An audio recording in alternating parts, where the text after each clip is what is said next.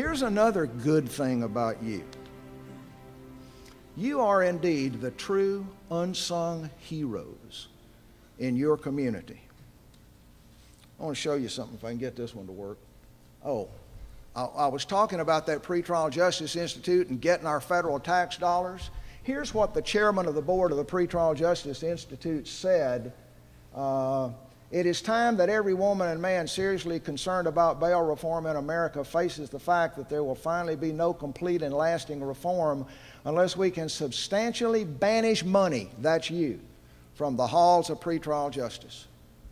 Your tax dollars go to the federal government. They give some of them to the United States Justice Department. They give some of them to the Bureau of Justice Assistance. They give them to Honorable Truman Morrison and his minions, and they use them to go put you out of business. I just want you to see that. But now listen, I said you're the true unsung heroes in your community. Here's why. Overall misconduct rates were higher. Now this is from the Bureau of Justice Statistics. Predicted overall misconduct rates were higher for unsecured bond, 42%.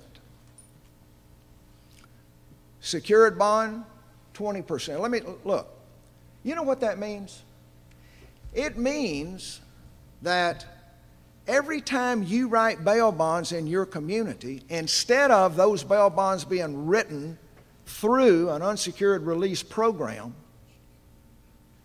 there will be fewer crime victims in your neighborhood because more of those people misbehave than your customers. That's a fact. So if you want to reduce the number of crime victims in your community, grow the number of bonds written on commercial bail. If you want to grow the number of crime victims in your community, reduce the number of bonds written by commercial bail and OR more people.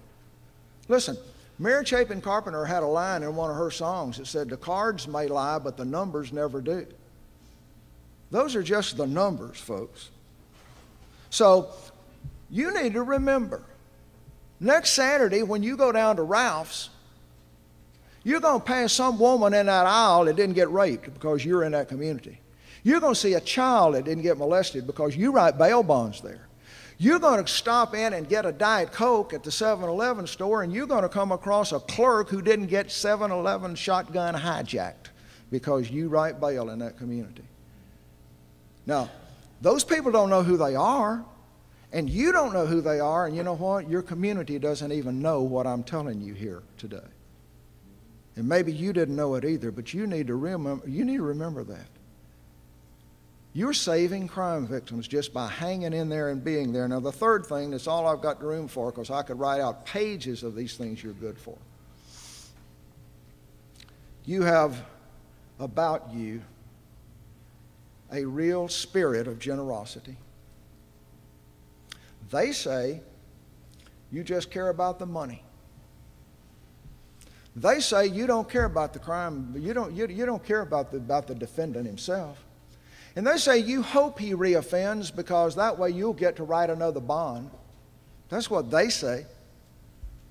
But I know a bail agent who years ago started a program for unwed teenage mothers, and that program is dedicated and successful today in keeping teenage mothers in school so they can finish their education.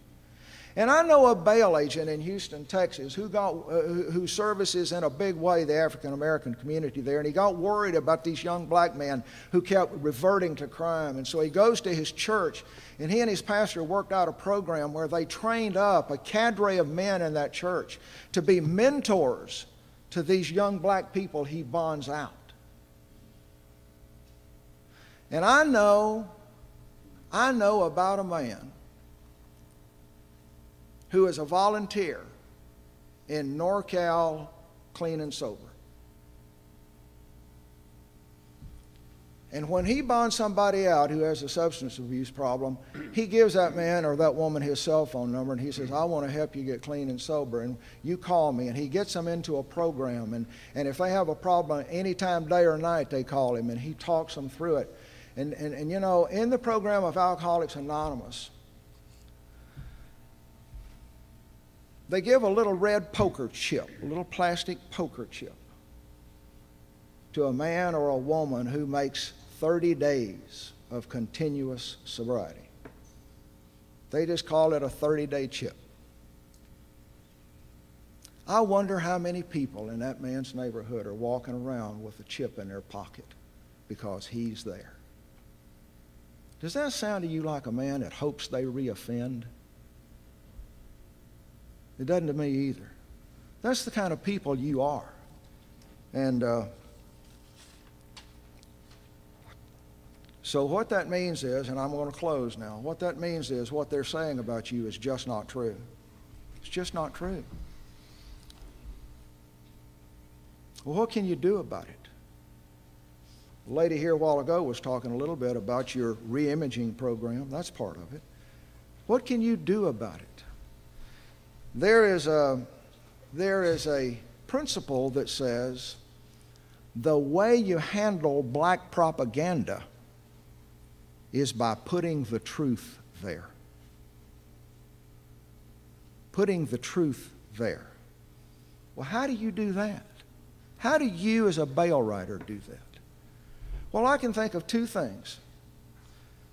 Tell your stomach quit growling, we've got about 3 more minutes. I can think of at least 2 things you can do.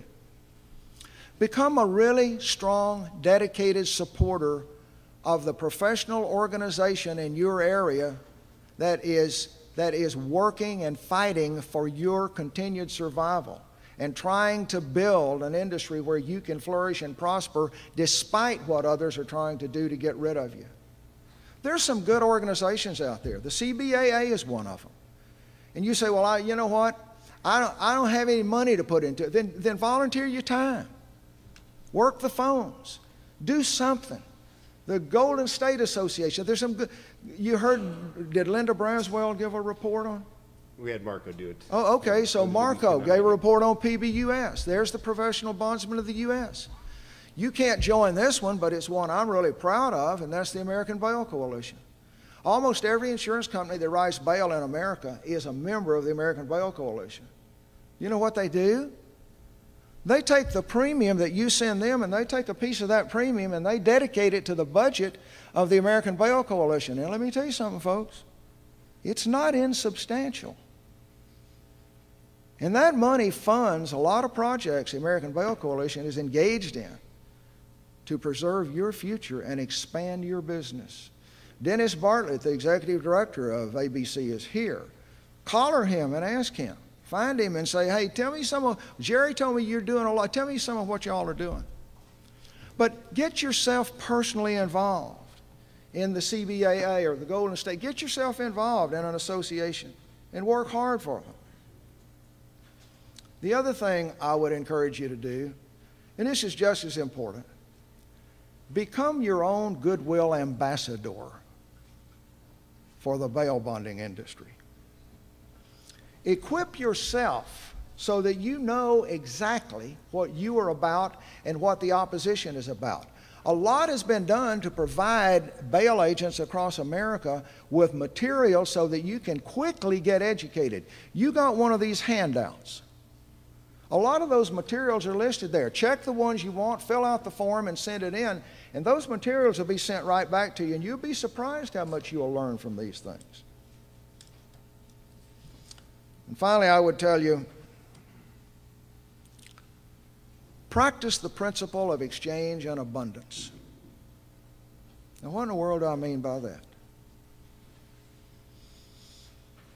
Commerce in this country has forever been built upon the concept of equal exchange. I give you $1 worth of goods for $1 worth of money. You give me $1 worth of services for $1 worth of money. That's equal, even exchange. I give you the dollar, I expect $1 worth. You give me $1 worth, you expect $1. What if I gave you $1 and you gave me a little bit more than I expected? Am I coming back? Yes, ma'am. I'm coming back. I was sitting in the little ante area of a busy bail bond office years ago, and I was noticing how the 3 employees were dealing with the customers across the tables from them. One lady, Latino lady, had a little baby that was crying, and she was crying, and this elderly white lady was trying to take care of her and help her get her husband out of jail. And she got up and walked around the table, and she took that little baby and said, "Let me have the baby while you fill out those papers." And she took care of the baby. And I watched 2 or 3 things like that happen in that room that day, and I was blown away. And I said to the lady that owned the bail bond office what I had seen and what my impression was. And she said, "Yeah." She said, "You know what we figured out?" And I said, "What?" She said, "We figured out after our experience that those people sitting across that table from us expect to get treated like they're the ones that got put in jail."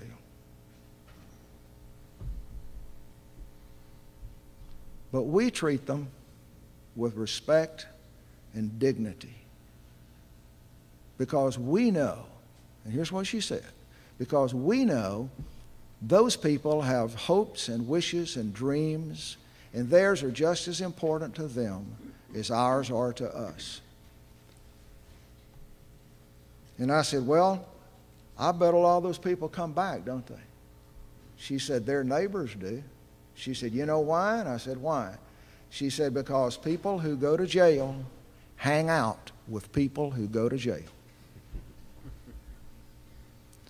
It's just good business to give more than is expected of you. Okay? We've got our CEO at the company where I work, we get sniped at every once in a while. I mean, somebody puts some of that black propaganda on us. They'll say something unkind. Maybe it's jealousy, whatever. And we could get interiorized. We could get pulled off of our purpose line. We could go off and start chasing rabbits and trying to handle that stuff. But our CEO came in one morning to an executive meeting and said, "Okay, here's our policy for dealing with when people snipe at us." And I thought, and when he told us what it was, I thought, he's been reading Pogo Possum or something. Because here's what he said. When people snipe at us, we're going to do what the moon does when the dogs bark at it. We're just going to keep on being the moon. And you know what?